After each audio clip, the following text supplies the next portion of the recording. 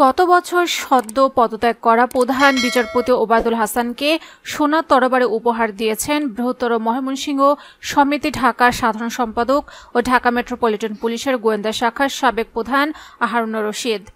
বৃহত্তর ময়মনসিংহ সমিতি ঢাকা আয়োজিত ওই নাগরিক সংবর্ধনা অনুষ্ঠানে রাজধানীর শাহবাগে জাতীয় জাদুঘরের শেখ ফজলাতুন্নেসা মুজিব মিলনায়তনের সাবেক প্রধান বিচারপতি ওবায়দুল হাসানের হাতে সোনার তরবারি তুলে দেন সাবেক ডিবি প্রধান।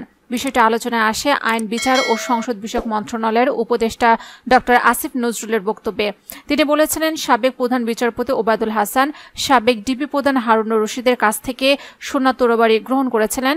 এছাড়া প্রধান বিচারপতি হিসেবে নিয়োগ পাওয়ার পর তিনি ছাত্রলীগের কাছ থেকে ফুলেল শুভেচ্ছা নিয়েছিলেন।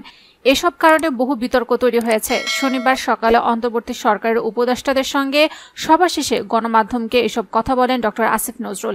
তিনি বলেন, সাবেক ডিবি পুলিশ প্রধান হারুন সম্পর্কে নানা প্রশ্ন রয়েছে।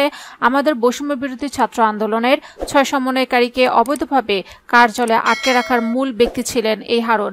তার কাছ থেকে প্রধান বিচারপতি ওবায়দুল হাসান সোনার তরবারি উপহার নিয়েছিলেন। আমার তখন খুব অবাক লেগেছিল।